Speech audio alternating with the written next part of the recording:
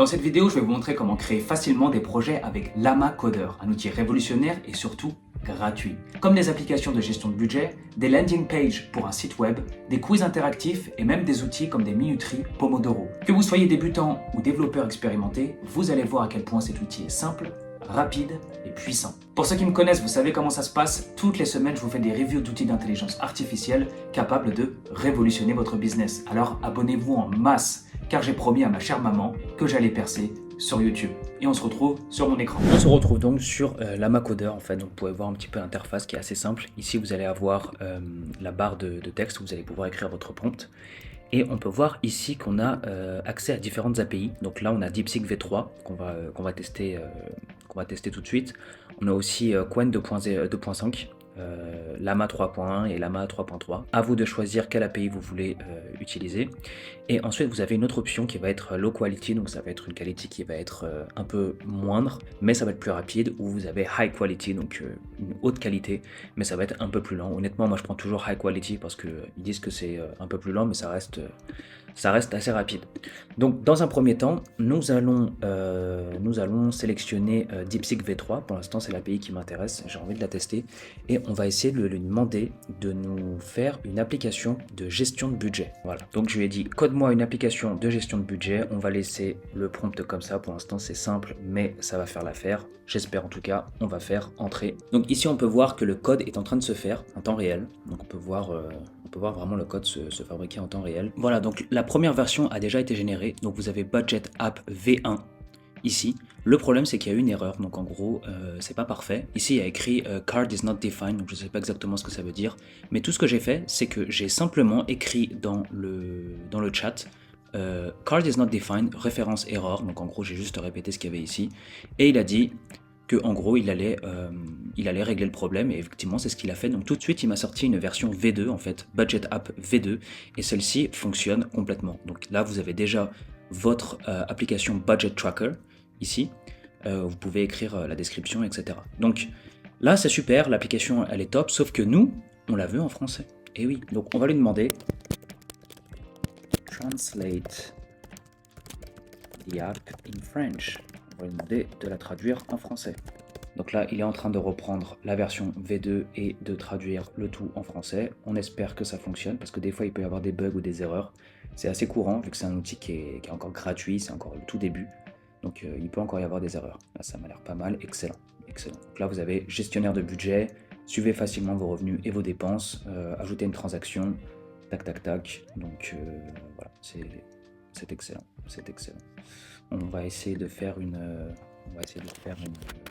un exemple. Donc alors nourriture, imaginons que la première dépense ce soit nourriture, on va dire 20 €, c'est une dépense. On va faire ajouter une transaction, voilà, dépense. Donc là ici ça fonctionne en plus, donc c'est vraiment super. Total des revenus 0, total des dépenses 20, solde net 20. Maintenant on va faire salaire, donc on va faire revenu, on va dire que le montant c'est 300, ajouter une transaction.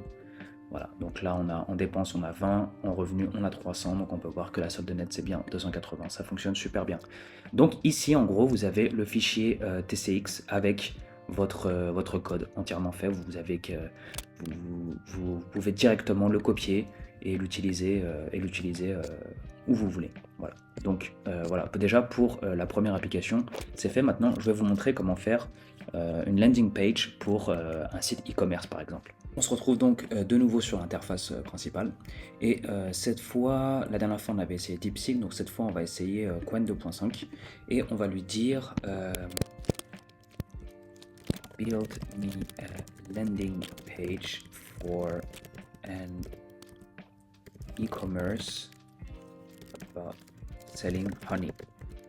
Voilà. Donc la raison pour laquelle je lui ai écrit en anglais, c'est parce que j'ai réalisé que quand j'écrivais en français, le prompt, des fois ça fonctionne, mais des fois ça fonctionne pas aussi, je sais pas pourquoi, ça crée des erreurs. Donc c'est mieux que dans un premier temps d'écrire le prompt en anglais, et une fois que le code de base est généré, vous allez ensuite pouvoir lui demander de traduire le tout en français. Donc je préfère faire comme ça, la plupart du temps ça fonctionne. Donc si vous parlez pas anglais, c'est pas très grave, vous pouvez écrire votre prompt en français, le faire traduire sur Google Translate ou sur ChatGPT, et ensuite le mettre dans la barre. Donc là, pendant que je parlais, ça a été généré. Donc là, on peut voir que la landing page, elle est faite. Donc il a carrément ajouté des produits donc, qui pourront être modifiés par la suite.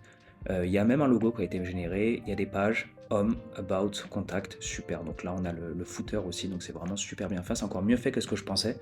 Je pensais pas qu'il allait me mettre directement le header et le footer. Donc il l'a fait. Et donc nous, ce qu'on veut, vous le savez bien, c'est que ce soit en français. Donc je vais lui demander.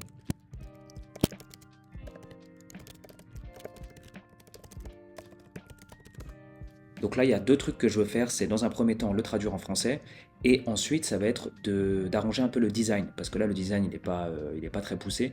J'aimerais bien au moins rajouter des couleurs qui sont en rapport avec la thématique, donc là en l'occurrence c'est la vente de miel, donc je vais demander de me changer le design une fois qu'il aura terminé. Je fais étape par étape, je ne demande pas trop de trucs dans la barre de prompt d'un coup, parce que je sais qu'après ça peut créer des erreurs assez rapidement. Donc là, super, il a fait ce que je voulais. Miel pur, tout droit de la ruche, super. Découvrez le meilleur miel soigneusement fabriqué pour offrir le meilleur goût de la nature, excellent, super. Donc là, je ne sais pas pourquoi les images ne se chargent pas. Normalement, j'ai vu que dans le code qu'il avait récupéré des images normalement sur quelque part, normalement. D'accord, bah ça c'est pas très grave, hein. Par la suite, on pourra les rajouter nous-mêmes, hein, les images. Ok, donc c'est super. Et donc, comme je vous avais dit, là j'aimerais bien changer le design. Donc je lui ai dit make a color design according to bees and honey. J'espère qu'il va comprendre. Tac, tac, tac. We can use colors that evoke the natural beauty of bees and honey. Excellent, excellent. Donc là, il me dit en fait ce qu'il va faire. Donc là, primary colors, il va utiliser du jaune, il va utiliser du marron et du vert. Ok, donc super. Il y a les couleurs secondaires aussi. Donc pareil, du jaune, du beige et du noir. Donc là, le code se change, la V3 se génère et on va voir un petit peu super, magnifique, magnifique.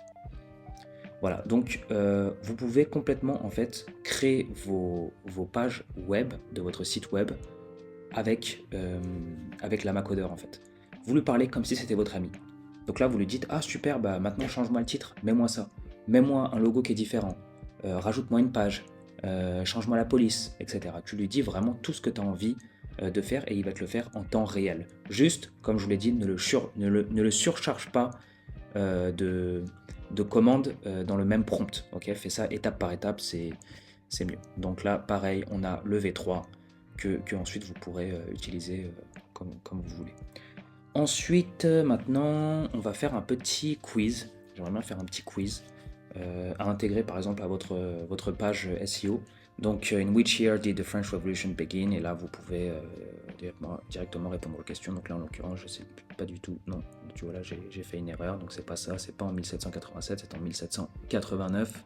Et là, il vous donne même la réponse et il vous dit que c'est incorrect. Vous avez le nombre de questions ici. Donc là, j'imagine que si je lui demande rajoute-moi 10 questions supplémentaires, il va le faire. Et vous avez le score qui s'affiche. Donc là, c'est vraiment très très bien fait. C'est vraiment très très bien fait. Regardez à quel point ça a été fait, mais super rapidement quoi. Et j'imagine qu'à la main aussi, vous allez pouvoir ajouter si vous avez des questions en particulier que vous voulez poser aux gens, vous pouvez juste lui dire ok, bah maintenant focus-toi plus sur cette partie de l'histoire, sur l'Antiquité, sur la romantique ou quoi que ce soit. Voilà. Ensuite, j'avais vu dans une vidéo un mec qui avait fait une application de minuterie Pomodoro. Minuterie Pomodoro, pour ceux qui ne savent pas ce que c'est une minuterie en fait qui est censée vous motiver à être plus productif. Donc on va lui dire build me a Pomodoro timer app. Donc là, regardez, ça peut arriver, ça m'est arrivé déjà plusieurs fois, c'est que en gros, la génération va juste se stopper, il va rien se passer pendant je sais pas combien de temps. Si c'est comme ça, n'hésitez pas à revenir en arrière en fait. Vous revenez en arrière et vous allez changer d'API. Donc là, on était sur Qwen 2.5, on va essayer Lama 3.1. Allez hop, on va voir si ça fonctionne. Donc voilà ce que j'ai fait en fait, je suis retourné en arrière, j'ai changé d'API, j'ai pris la deuxième. Et là ça a fonctionné. Donc là vous avez le Pomodoro timer, pardon. On va faire start. Voilà, et ça fonctionne. Donc là vous pouvez être productif pendant 25 minutes. Ok, excellent. Et bien écoutez, maintenant il en reste un dernier que j'avais envie de faire. Celui-là je l'ai encore vu nulle part, je l'ai vu dans aucune vidéo, mais j'ai envie de voir. Ce serait un convertisseur d'argent en fait, pour savoir par exemple, là je suis en Thaïlande, donc j'aimerais bien faire un convertisseur d'argent thaïlandais en euros. Yes, yes, yes, yes. Excellent, excellent. Donc là, par exemple, on va faire 30, non, on va faire ouais, 30 euros. On va faire convert 1000, ouais, c'est ça. C'est magnifique. Par contre, là, j'aimerais bien lui demander, par exemple, de changer le design. Change the design. Super, magnifique. Elle est encore plus beau là. Super. Voilà, donc là, vous pouvez carrément ajouter ça sur votre site web, hein, sur une page SEO.